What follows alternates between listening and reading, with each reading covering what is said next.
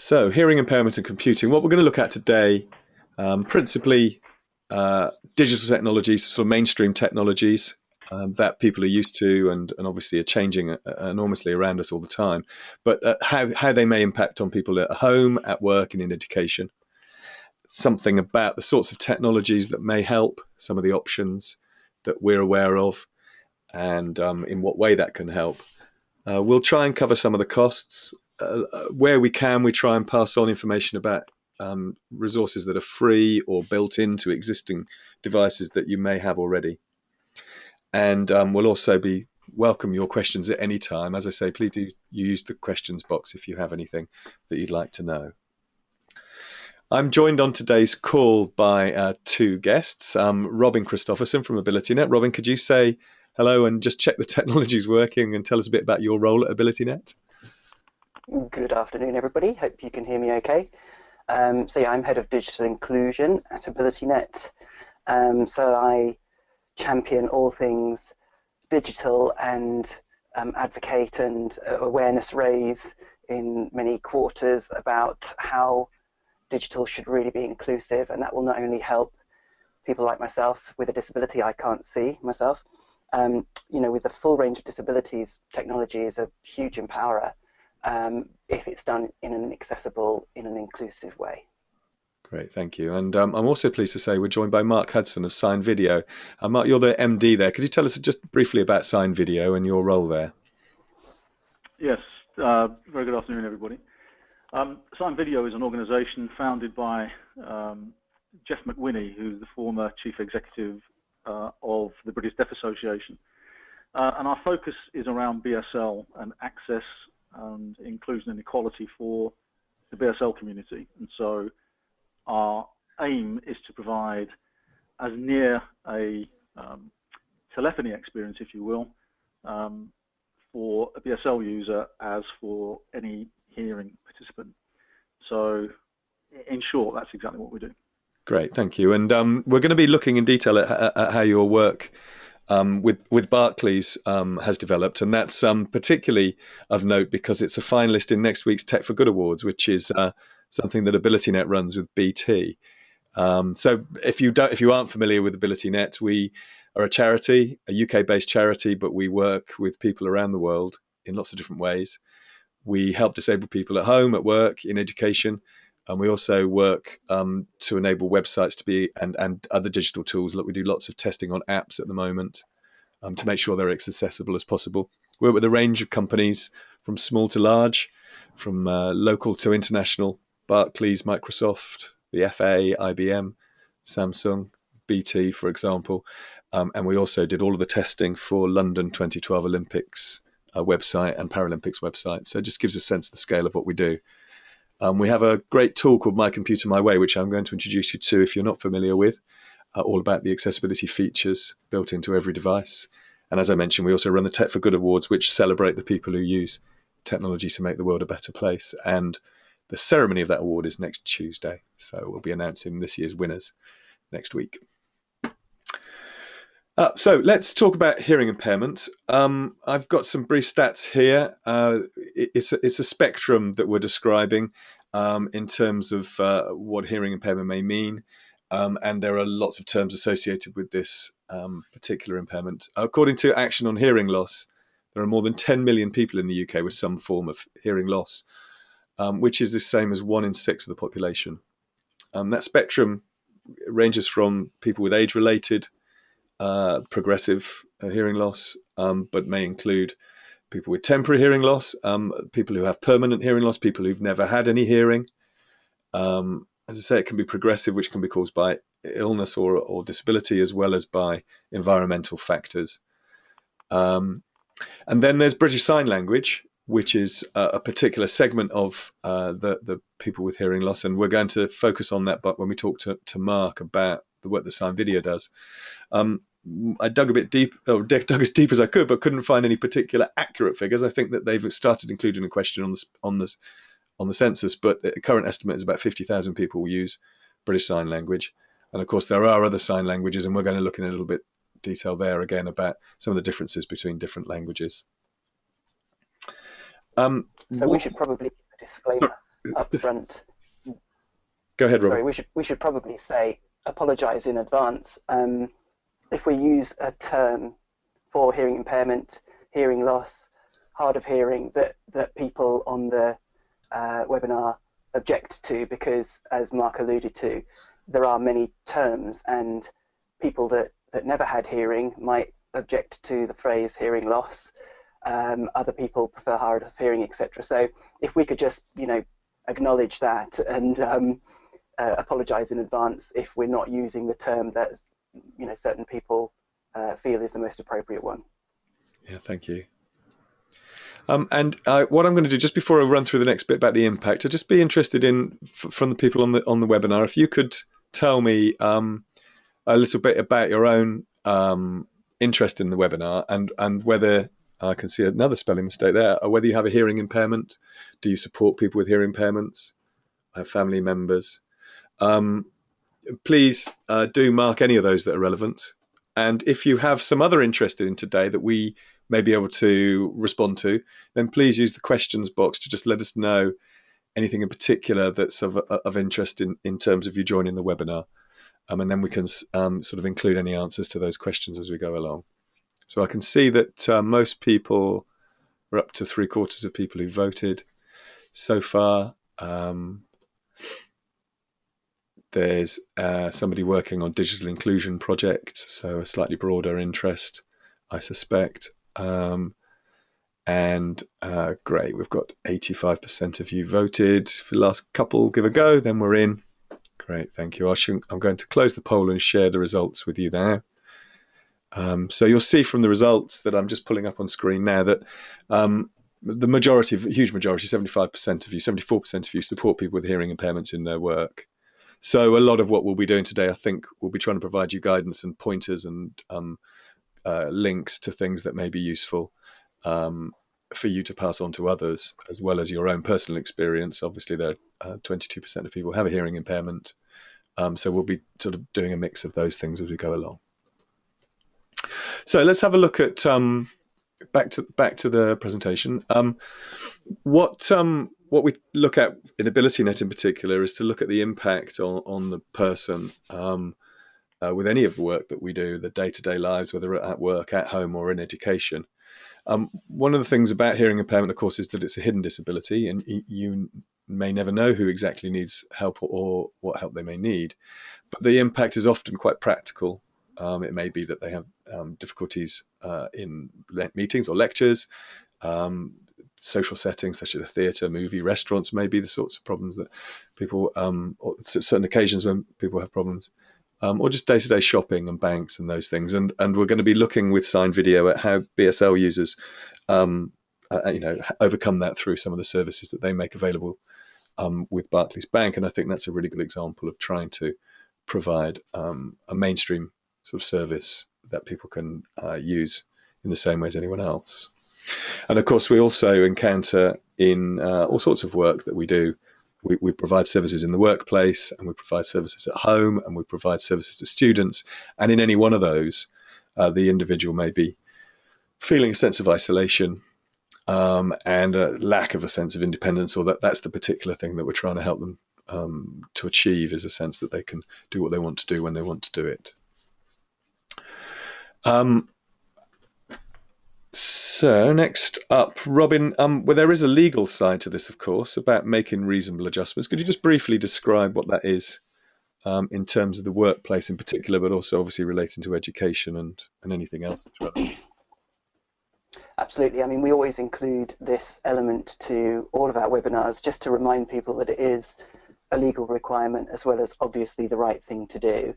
And if you're talking about employment law, there's a range of a wide raft of employment related legislation that basically boils down to the fact that there is a duty of care on the part of the employer to make reasonable adjustments for people that have particular requirements, and hearing is definitely included in that.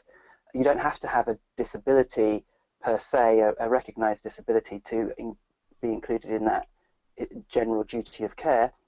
Having said that, the Equality Act 2010 does specifically talk about disability. So if you've got a recognised hearing impairment, for example, or, and this is very important, a complex or multiple set of disabilities, because AbilityNet probably uniquely deals with where there is multiple disabilities, because the solution that might be right for somebody with a single impairment, you need to make sure that that's set of solutions works and is suitable when they have more than one disability. So under the Equality Act, if you have a recognised hearing impairment, for example, then employers, local education authorities, schools, etc., are required to make reasonable adjustments to accommodate your needs. Great. And just moving on to the support that's available at work, at home, and in education, could you just briefly describe? I mean, questions are always asked about the resources that may be available to help people, but could you briefly summarise those sorts of programs that might be available to support people? Yeah, so obviously there's access to work. When it comes to work, there are some question marks over how efficient that service is, and obviously it's not a fully funded service as it used to be. In education, there is, in higher education at least, there's still significant funding available under the Disabled Students Allowance, the DSA. And for the local authorities,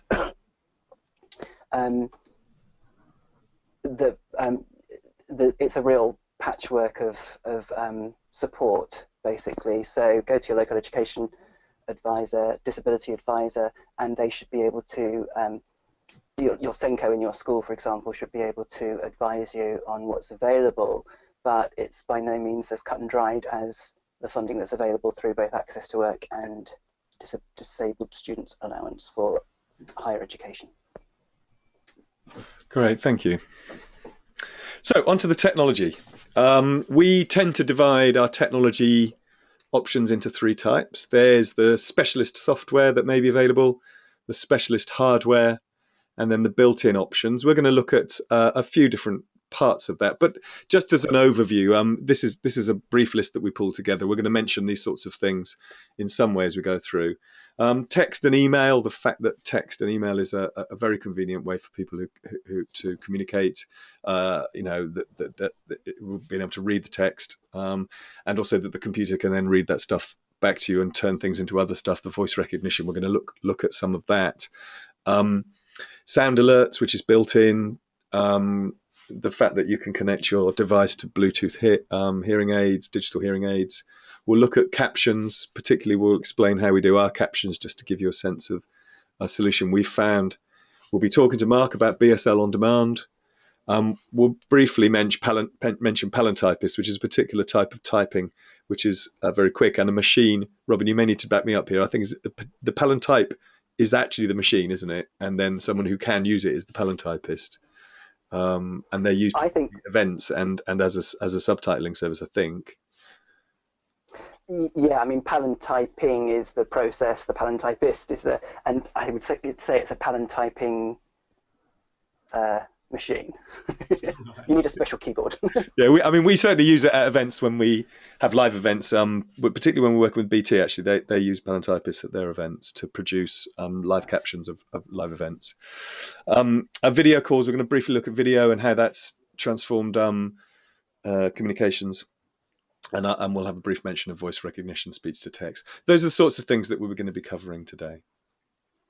So we're going to look first at captions. I thought I'd just briefly tell you how we do our captioning, because we've tried various solutions and there's a real budget issue for us. And I think this is a problem for lots of people in terms of video content, live events like today. When we have had live captions on our webinars in the past, there is a service that you can buy online. You can book it.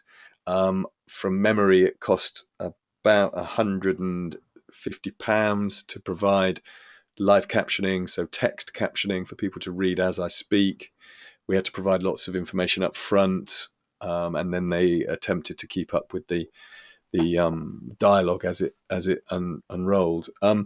We found that very expensive. We do quite a lot of webinars. They're quite long as well, and you pay for the amount of time that they last. So we switched instead to putting captions onto recordings, You lose a little bit of the interactivity, so obviously people can't ask questions in quite the same way. But obviously we have a helpline. We have other ways of doing answer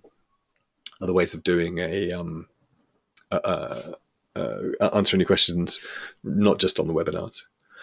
The closed captions provide the facility to separate the caption from the video.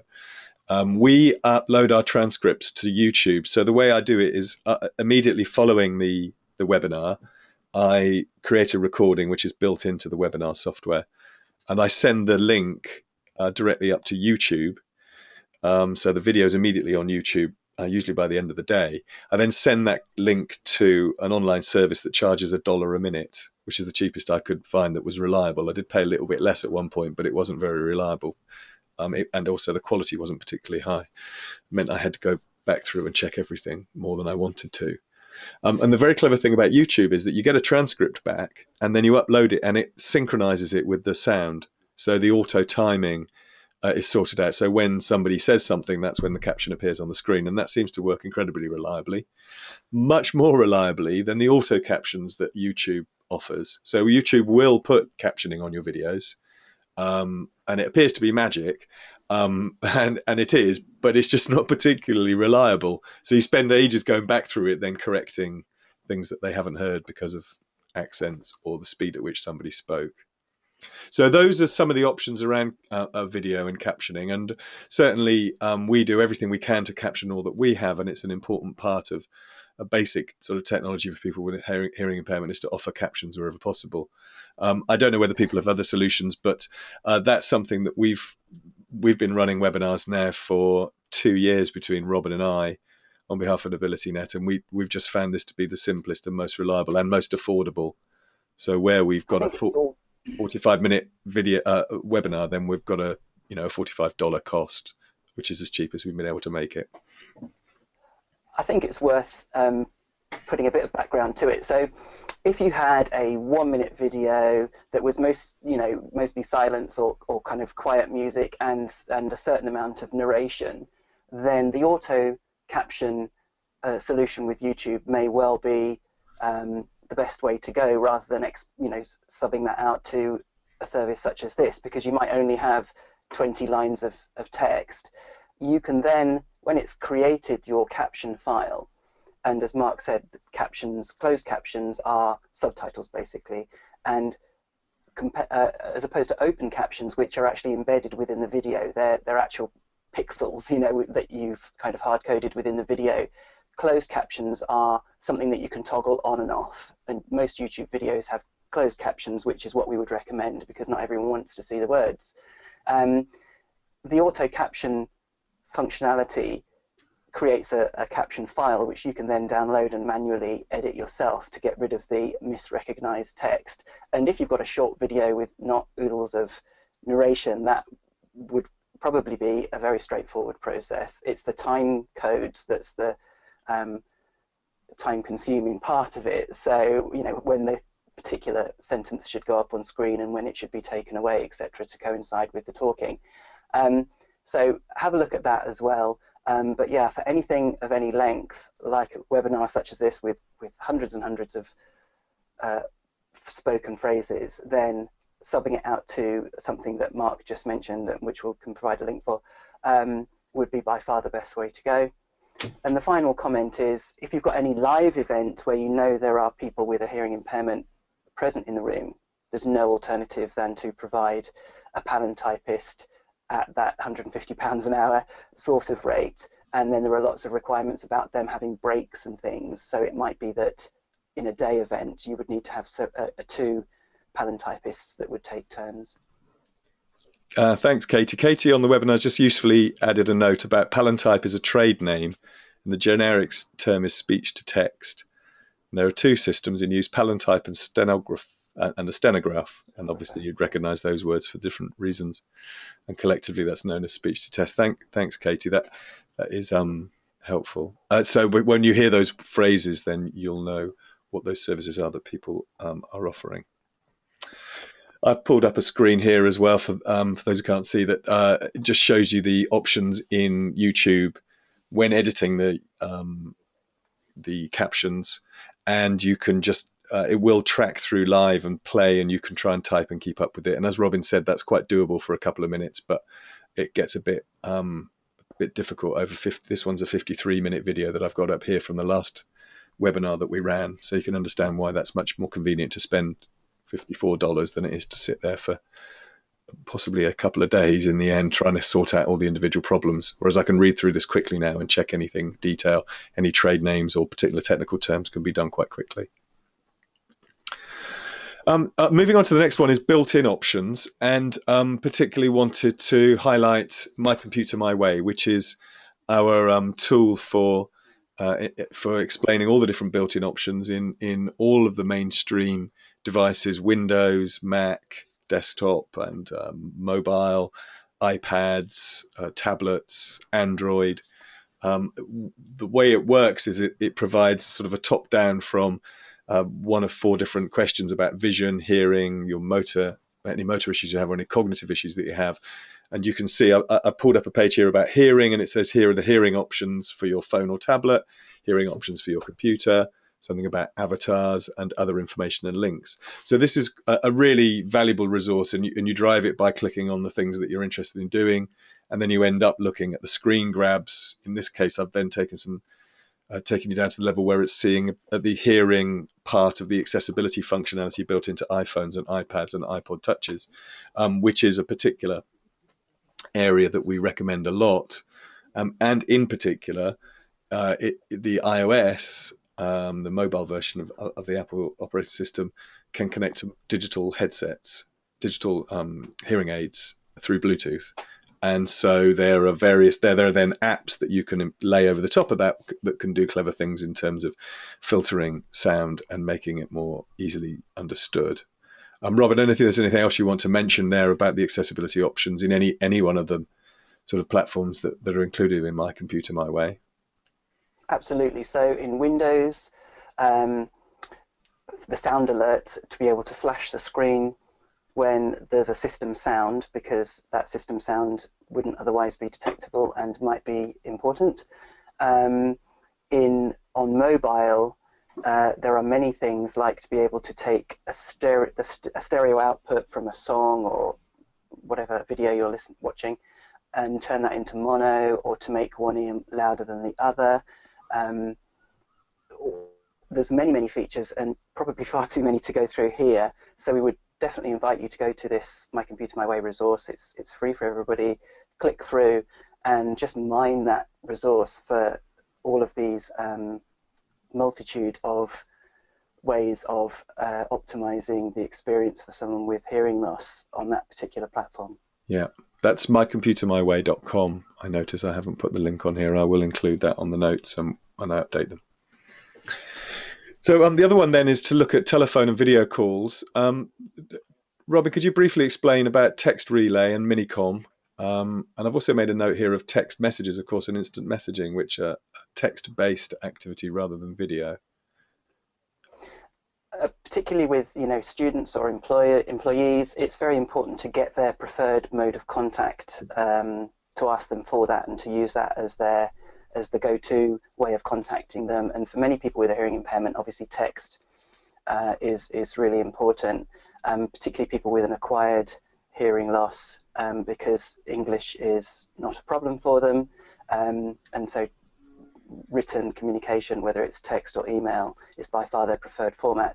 As we'll hear later on with the signed video solution, for people who have had a hearing loss from birth, often written English is a struggle, because BSL is their first language, and we will hear more about that later on. So for people for whom written English is not a problem, then text is always their preferred option. And if you have to interface with someone by phone, a lot of times you need to call your local doctor by phone, or the bank, or whatever it might be. Then in olden times, you used to have to rely on them having a special phone, a Minicom as it's called, a special machine at their end, so that you could interface with them with your Minicom via, in effect, text messaging. But in recent years, BT have offered the text relay service, which basically puts a middleman in between, or woman, where the hearing impaired person types, the middleman sees and then speaks out what they've seen on the screen to the person at the other end on the phone, and vice versa. So they're the middle person to interface between the spoken person at one end and the text that the hearing impaired person prefers at the other end. Great, thank you. And we're going to just briefly show you a video. I need to just switch over to do this to get the audio to play properly. But we're just going to show a video that when Apple released the iPhone, FaceTime for the iPhone, it transformed some of the options because they made video. I mean, particularly, it's already possible to do this, but they particularly featured it in their advert. So I'm just going to show.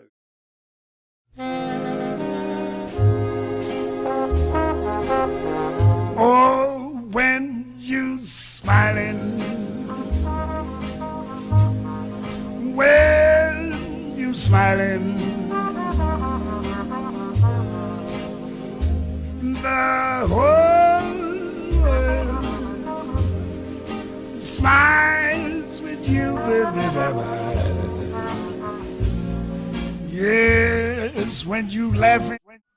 So as you can imagine, that it's interesting to see a mainstream provider of technology like Apple using sign languages essentially as an part of its advertising.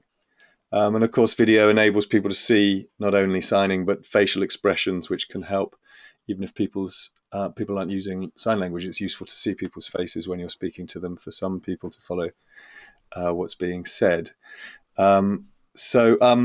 That leads on to a slightly more significant way of using this. I'm going to fire up another video here just to introduce you to this.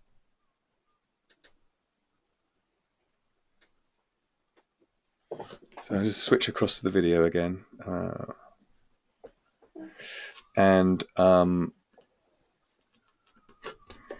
going to show a video to introduce what sign video is doing with Barclays, which is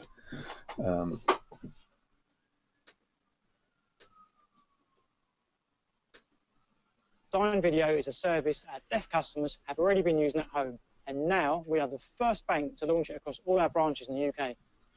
This will give deaf people freedom of choice to do their banking just like everyone else. I often use sign video at home for my personal banking, but some things I have to go into the bank for.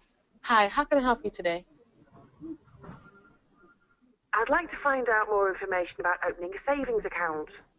It's brilliant. I've got the choice. I can go into the bank and have a face-to-face conversation. Is there anything else I can help you with?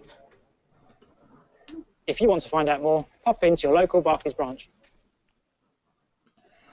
Great. So this gives me an opportunity to welcome Mark from Sign Video. There you go. So, hi, Mark. Can you tell us a little bit about the work? Because you're the people behind this service that Barclays has launched. Can you tell us a bit about how that works? Yes. Well, thanks very much, Mark. Yes.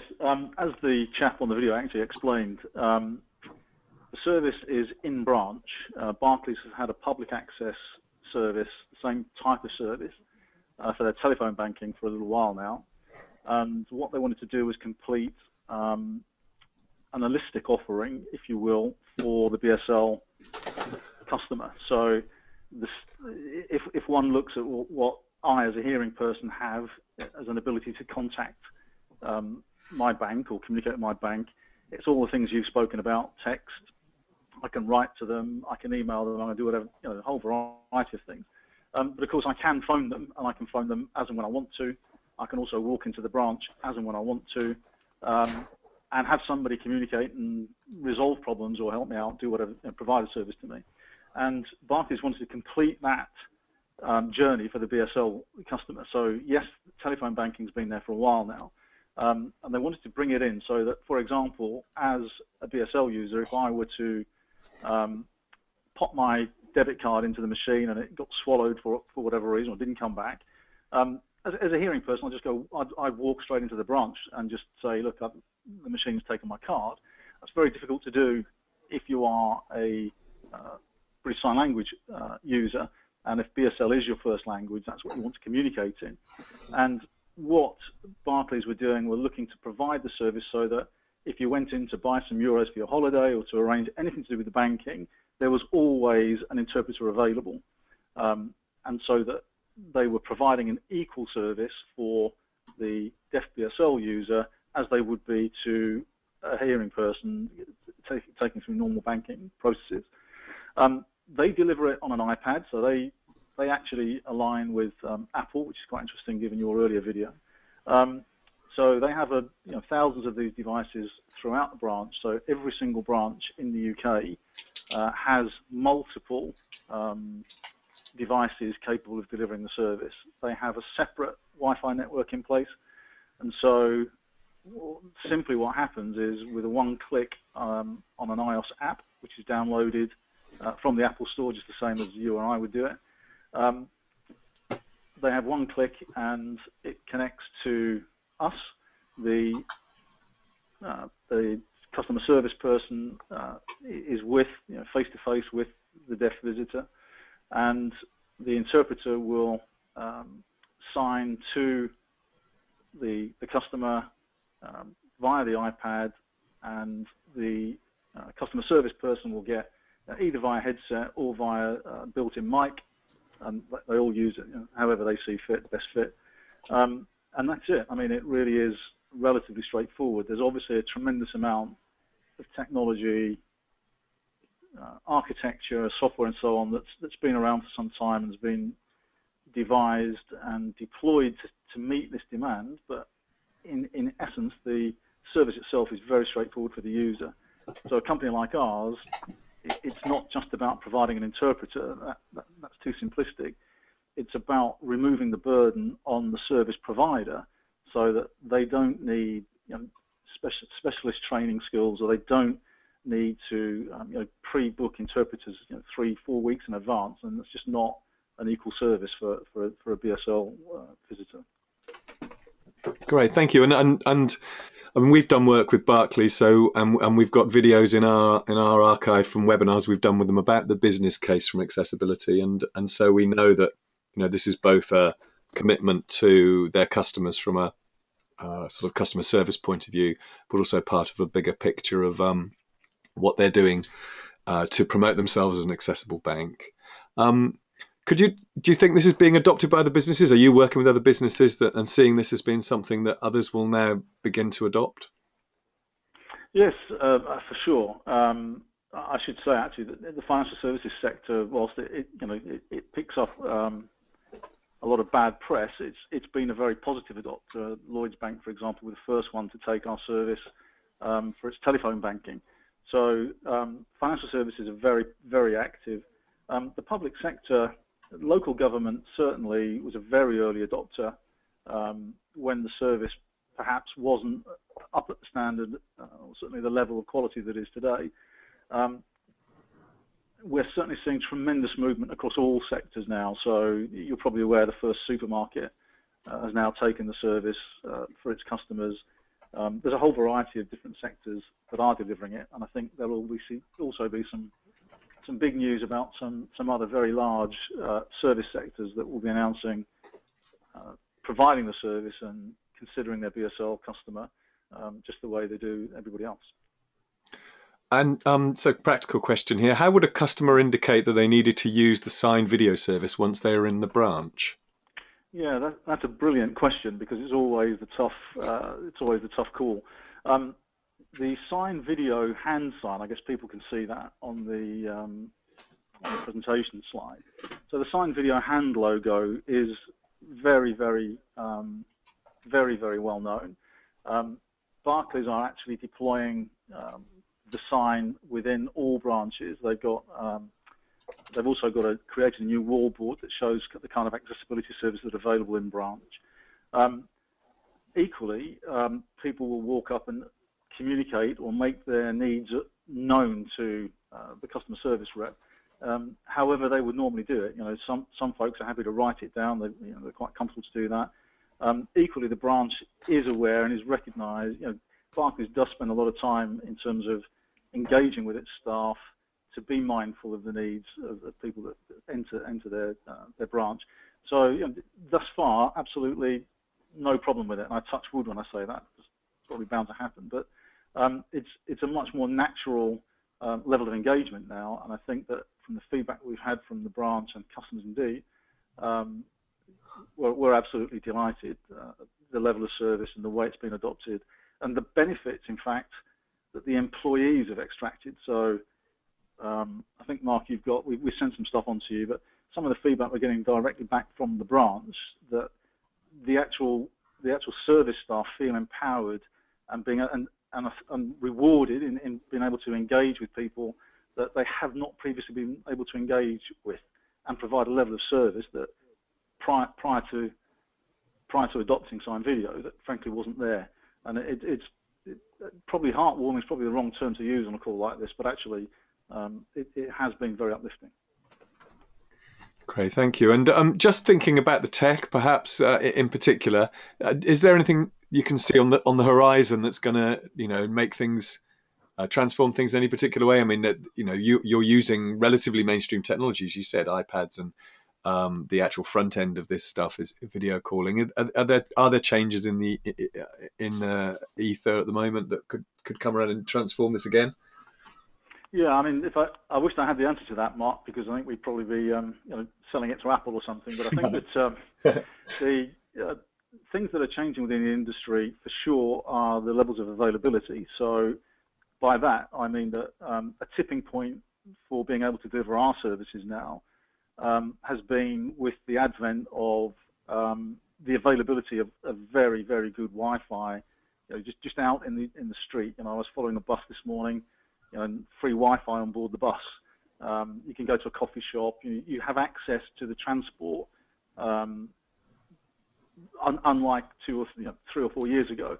Our home broadband services are really quite impressive now, and so they enable the transport of the video, the communication,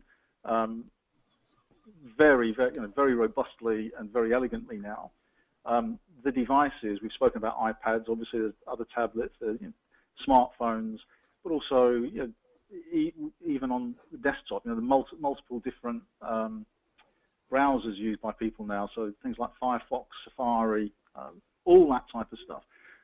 But I think what we're also seeing now is some of the technologies being deployed, so WebRTC, for example, about smarter ways of how we can deliver content. So for our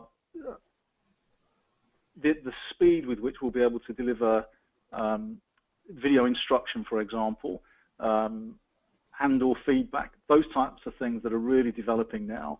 And I think that's where we probably expect to see the biggest growth will be around availability of faster, smarter ways of delivering some of the information.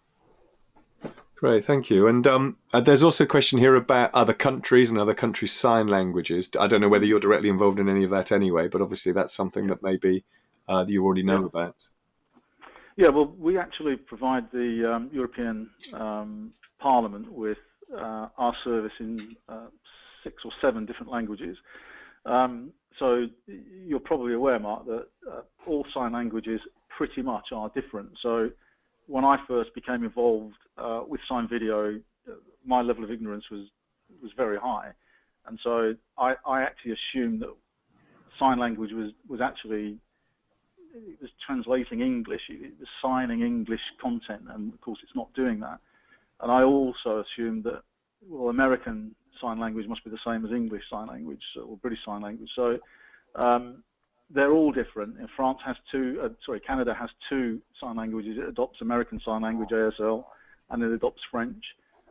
So it's very difficult to meet every single type of language across, even across Europe. However, there is something called international sign. It's not a language, but it is a method of signing between interpreters where they're using common content in signing, which enables communication between disparate sign language users. But again, this is where the technology does help, because if we look at the European Union, for example, we're able to target a Hungarian sign language call, if we were to receive that, we would know it's requiring the Hungarian skills, and then we would skills route that call to an interpreter with Hungarian Sign Language skills. So we are able to segment each requirement, providing, of course, that we know that we're having to fulfill that requirement. Yeah. And I guess that also brings the prospect of it being, international, in the sense that you could be signing in from anywhere and using anybody who's anywhere on the network to connect. Yes, and the platform that we use, interestingly, has just been adopted by the Japanese government for their national sign language service. But it's a bona fide contact center environment. It's data center hosted. It's a fully distributed architecture. So theoretically, we could have a British Sign Language interpreter. Well, we do have a British Sign Language interpreter. One of our staff actually based in the Scottish Highlands. But we could have them in any country at any time, anywhere on the planet, basically. The only minor issue has been a slight latency. So if you're trying to sign something from New Zealand to a caller in the UK, again, 2 or 3 years ago, there was a slight latency issue, almost like the old-fashioned voice calls. We all had to wait for them to make sure they'd finished. But again, that has improved immeasurably.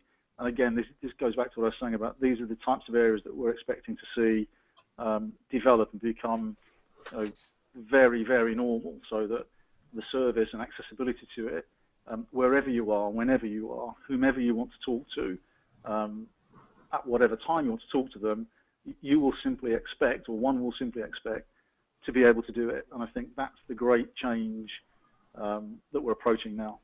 Great, thank you. Got a couple of links and mentions that I want to drop in, that very useful things that people are bouncing around in the questions box. So spreadthedesign.com/PT. That's a link somebody suggested to look at for interpreters.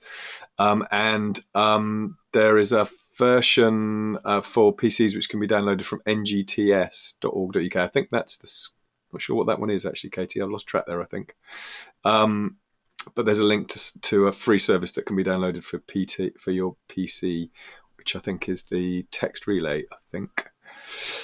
So thank you very much, Mark. That was fascinating. And obviously, as you say, the technology is changing quickly, and we're seeing this as a huge opportunity. It's for a particular group of users within the broader sort of scheme of what we're looking at today. But I think it's been really interesting to see how the technology has changed so quickly, and it's clearly going to be continuing to change. And good luck at next week's Tech for Good Awards, of course, when they're announcing whether you and Barclays will be winning the Accessibility Award. So good luck with that. Thank you. So I'm just going to finish off with a couple of things, just a couple of summarizing. If you do have any questions, please drop them in the box now. The first thing that we always emphasize is that one size does not fit all. We've said at the beginning that there are lots of different hearing impairments across the spectrum that people may be living with for all different sorts of reasons, and affecting them in all sorts of practical ways on a day-to-day basis in all sorts of different environments. And the answer is really never the technology. Clearly the technology is important and it can do incredibly useful things, but we always talk about starting with the person's needs, looking at the tasks that they're facing and the environment within which they're doing it. And when we work in the workplace, that's particularly important, because there may be other issues other than the technology which are important, thinking about changing people's workflows or their responsibilities in some way to enable them to use the technologies that are available in the most effective way. And the other thing I think it's always important to remember is that the same solution may not work for the same person every time they need it.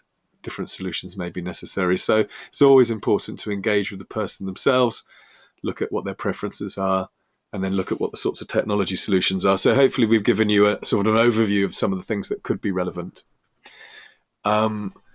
As I said right at the beginning, we always think of three different things. The built-in solutions, and there are lots of different options in the accessibility settings. In most if not all platforms. I think we generally would say that the iOS, the mobile Apple options seem to be most comprehensive, but there are plenty of others, and there are lots of apps that can be downloaded, and people have helpfully dropped lots of links in here, which I've been clicking around and will include in the notes. It can be mobile or desktop. Again, just emphasizing that it can depend on preferences or context or tasks. In the example I gave you about our video captioning, it's about the budget really that we have. As a small charity, we have a limit to the amount that we can spend, but we hope we're doing it in the most effective way. There is lots of specialist advice and support out there, not just from AbilityNet, but particularly through our fact sheets, these webinars and other sort of expert resources, and a free helpline that people can call to ask for help, and just current updates on technologies and so on. It's not good enough to just stop by handing over the technology. Don't forget that somebody may need training. Lots of trial and error with this sort of stuff to match people's expectations and preferences, and a need for regular review. We particularly emphasize that in the workplace, where it's easy to see that somebody's had a reasonable adjustment, but it's always important to go back and review that routinely to ensure that it's actually making a sort of effective use of the technology for that person. And not least because the technology changes so quickly, and we've heard some of that from Mark about how his service is part of that sort of cutting edge in terms of technology, and that obviously is changing very quickly. I don't know if there's anything you just want to add there, Robin. Any other pearls of wisdom that you think you'd pass on around this particular topic? Just a couple of things. So I just wanted to point out that when I mentioned about multiple disabilities, often because aging is a common, hearing impairment happens quite prevalent, has quite a high prevalence in the older community, and those people often have poorer vision as well. And the Sign Video guys have people in a studio environment where the lighting is good, but where on request, where they know that there's a vision impairment as well, then they can get the signers to wear white gloves. So it increases the contrast and makes it more visible, the signing more visible for someone who's got both a hearing impairment and a vision impairment, which I thought was a fantastic addition that kind of went that extra mile for that group. And the other thing that we haven't mentioned yet, which is a mainstay for people with a hearing impairment, is hearing loops. And these can be put in, they're basically a cable, a wire that goes around a room, for example, or a branch of a bank, or your office at work, that creates a signal that hearing aids can pick up. So that's a really valuable core piece of kit that you might want to think about installing for people with hearing aids. Great, thank you. I'm just going to launch a poll just to see. It's always useful for us to get some feedback from you about how useful the session has been, and also just to say that the final part of the presentation is to take any questions if you do have any in there. I've got one coming in here. Robin, in the workplace, is it as part of the work that we do when we're doing assessments, how common is it that we're working with people who do have BSL as either a first or other language? Do you have any idea of how common or prevalent that is in the workplace in particular? We saw the number earlier on. It's a difficult one really, because AbilityNet's assessors see so many, the majority of which probably are dyslexia, because that's just very, very prevalent, 6 million people, and various other conditions as well. So it's certainly, we do certainly assess people with hearing loss, and a subset of those are BSL users. I sort of equate it to, on the vision side of things, people like myself who have no vision at all, we're the tough cookies who have more requirements in the reasonable adjustment field, and just as I'm incredibly grateful that there are adjustments out there and people do take those extra steps to help people with no vision at all, people who have BSL as their primary language because they had no hearing from birth, for example, have additional requirements, but are incredibly it's incredibly beneficial to think about that group, however small they are. 500,000 isn't small by any means, though. Yeah. Okay, thank you. So that brings us to the end. I did flash up the results of the poll, which gratifyingly show that the vast majority of people found this useful or very useful. If you do have any questions at all, please do contact us. You can use our helpline 0800 269 545. We do our best to answer any questions and to route you through to somebody relevant. That could be about workplace, education, or at home. We have volunteers who can help people at home as well on our IT Can Help service. And so there's always some way that we can try to help you. There's our fact sheets and our other information resources on the website. We do provide assessments in the workplace. We do provide services to people in terms of accessibility of their services. And so if you do want to talk to us about that, speak to our sales team on 01926 465 247. Yeah, follow us on Twitter, have a look for us on Facebook. And finally, all of our webinars, which we've been doing them monthly now for a little while. There's a huge I think there's about 25 webinars up there now. If you go to abilitynet.org.uk/webinars, they're all available on demand. They're all free. And I think they're all captioned. I think some of the very old ones may need to just be sorted out in the archive, but certainly the last dozen or 20 that we've done over the last couple of years are all captioned. So please do point people at that if you think it's useful. So thank you very much for joining us, Mark. Thank you hugely for your contribution. That's been fascinating to hear about, from a service provider point of view, about how this technology can help people. And as I say, best of luck next week with the Tech for Good Awards. And thank you, Robin, for your time and expertise as ever. And thank you everyone else for joining us. Thank you.